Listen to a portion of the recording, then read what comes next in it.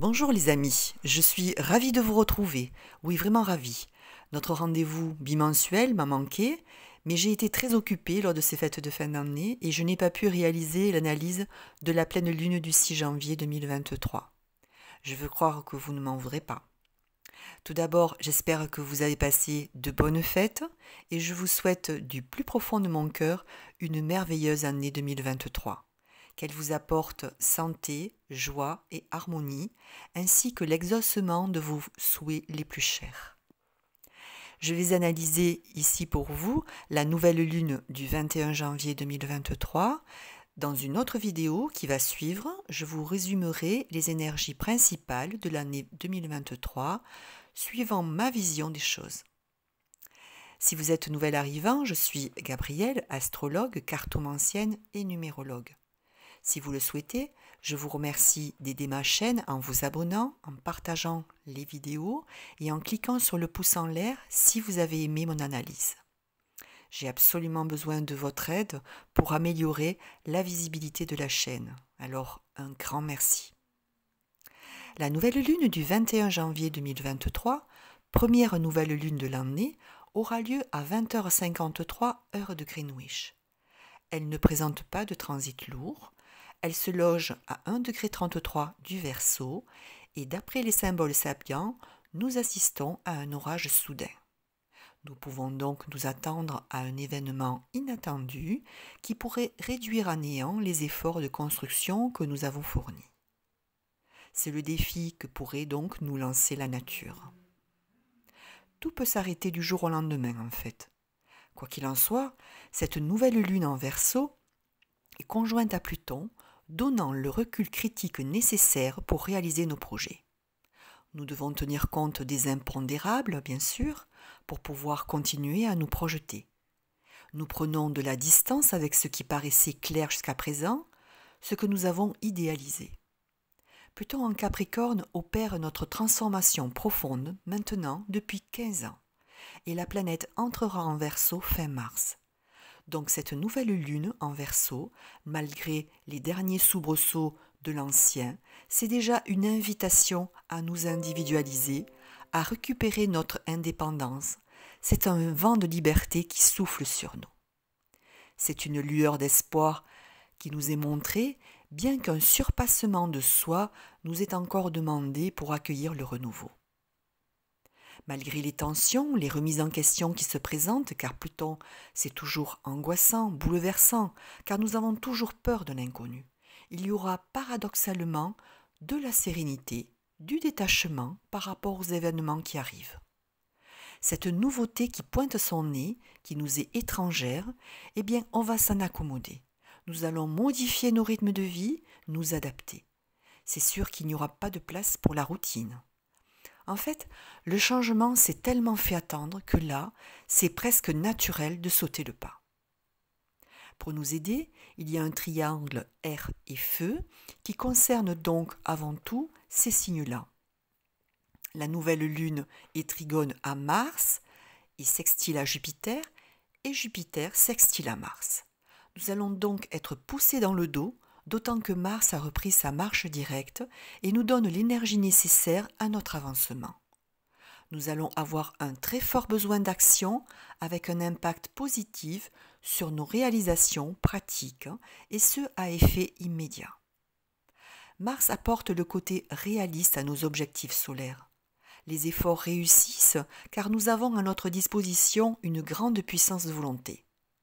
Jupiter, lui, nous apporte des promotions, les réussites sociales au travers de signatures de contrats, d'actes juridiques. Nous trouvons notre place sociale. Nous avons un sens certain de l'organisation qui, là encore, va transformer nos habitudes, mais ceci pour acquérir un confort, un bien-être. On se défait des contraintes. Nous nous imposons sans effort dans le milieu professionnel, des opportunités s'offrent à nous. Le seul transit en contre de ce thème, c'est Mercure au carré de Jupiter. C'est un conflit entre nos libertés d'expression, de mouvement et nos responsabilités, entre les exigences d'un pouvoir manipulateur et nos intérêts personnels. Le transit nous contraint au respect des lois Il nous coupe aussi de nos inspirations, de nos pressentiments, de notre feeling, ne percevant que le profit jupitérien, obnubilés que nous sommes par nos intérêts. Mais c'est sans compter sur l'appui du sextile de Mars à Jupiter qui lui nous rend combatifs. Grâce à la connaissance de nos droits et des lois, nous allons pouvoir faire respecter nos intérêts. Donc même si certaines lois contrecarrent nos objectifs, nous avons la possibilité de les rendre inopérantes par l'utilisation d'autres lois. Il y a toujours une possibilité dans le droit, un autre angle de défense adopté pour se libérer des contraintes. Et c'est ce que Transit nous propose. Faites intervenir un homme de loi quand c'est nécessaire, la réussite est assurée. Le carré Saturne-Uranus, c'est enfin des faits. C'était le transit de fond de ces dernières années. Quelle joie de vous annoncer que les blocages, les restrictions sont terminés. C'est un vrai soulagement. Vous avez donc un changement d'année et donc d'énergie avec une année 7 de mouvement. Ensuite, ce carré Saturne-Uranus qui s'est terminé début janvier. Et enfin, toutes les planètes sont en marche directe à partir du 24 janvier. Par conséquent, bien que l'année qui démarre est une année régie par Mars, donc martiale, nous avons avec cette nouvelle lune l'opportunité, si nous le voulons, d'avancer à grands pas vers nos objectifs, nos buts de vie. Alors bougeons. Mercure et Trigone à Uranus, c'est l'alliance de la logique, des intuitions à une intransigeance. Les possibilités, les informations, les propositions sont multiples.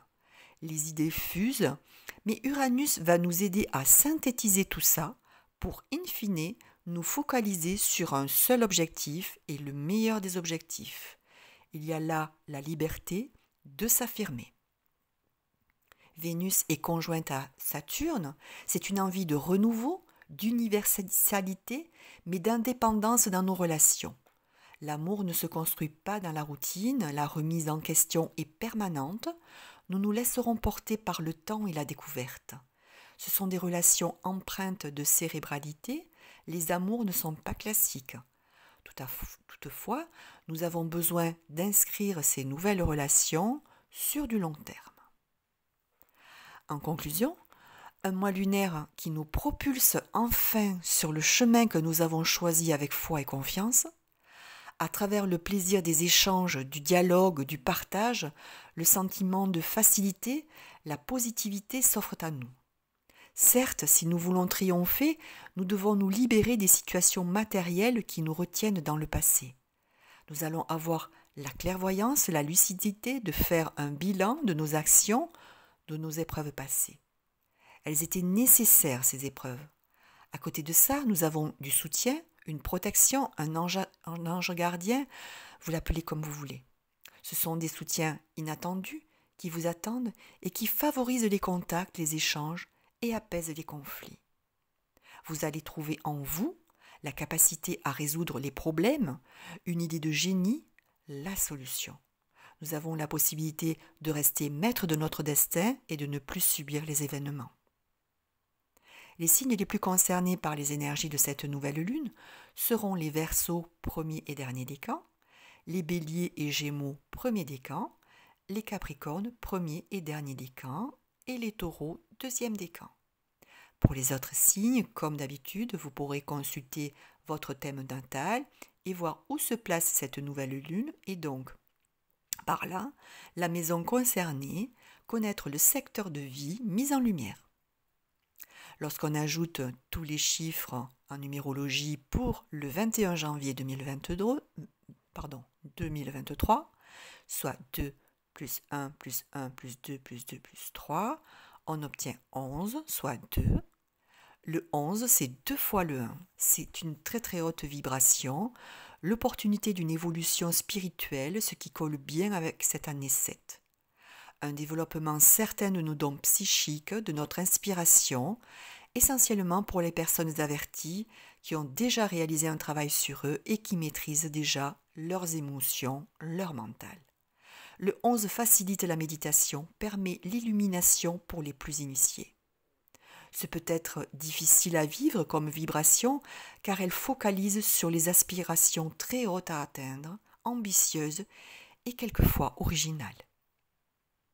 L'arcane 11 du tarot de Marseille, c'est la force, une carte de motivation, de concentration des énergies qui exacerbe notre endurance sans oublier le contrôle et la confiance en soi.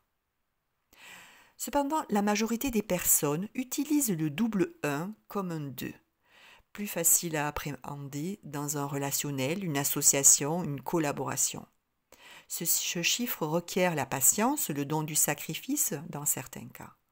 Avec le 2, nous ne sommes pas dans l'égocentrisme, nous manifestons nos sentiments, nous nous sociabilisons, recherchant les relations tendres et harmonieuses.